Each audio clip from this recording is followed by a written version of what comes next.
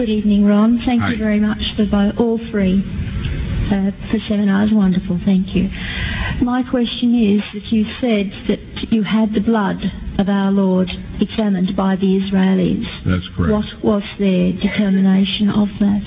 Okay. Now, we won't be able to take second questions. I'm sorry if you're on your second one. Please just step out. I love you, but we're running out of time. Real quickly, okay. Dried blood is dead blood. Everybody knows that, all right? They can test the blood of the pharaohs, the mummies of the pharaohs, all right? There's certain things they can do. They cannot get a chromosome count by any method I'm familiar with, all right? Things keep changing. I don't profess to know everything. However, there's no way I know that you can get a chromosome count out of dead blood. You can get a DNA and some other things, but not a chromosome count, all right? That's done by living white blood cells. Now then, first of all, in this analysis, I took the blood into a laboratory in Israel. I asked one of the people I work with in antiquities, where is a good laboratory that does reliable work? And they said, such and such, such and such. I took it. I just said, please examine this blood and tell me what you can tell me about it. All right? They said, well, look, we're going to reconstitute it. We're going to put it in normal saline and keep it at body temperature for 72 hours with gentle swirling. All right? That's their business. That's great. I said, now I want to be there when you check it out. They said, fine. So I was back. They checked it out. I said, now, they said it's human blood. We can tell that. They did whatever tests they need to do.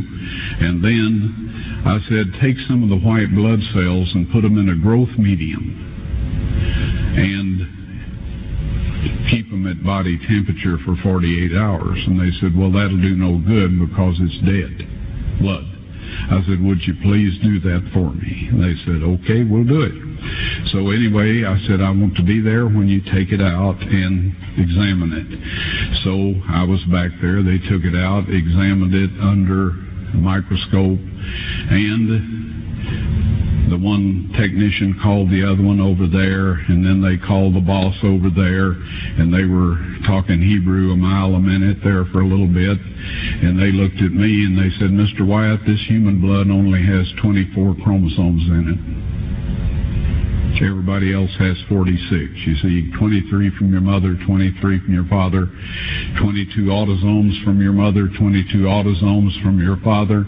You get an X from your mother, you may get an X or a Y from your father, all right? This blood had 23 chromosomes from the mother's side, one Y chromosome only. You see, the child could not have developed if they hadn't had the autosomes from the mother. So all of his physical characteristics were determined by his mother's side of the family, her autosomes. His maleness was determined by this one Y that came from a source, not a human male. Then they said, this blood is alive. And then they said, whose blood is this?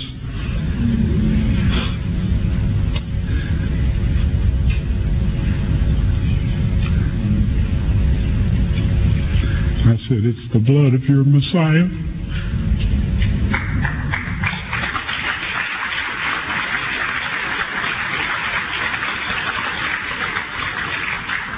And I assure you, those men's lives have changed.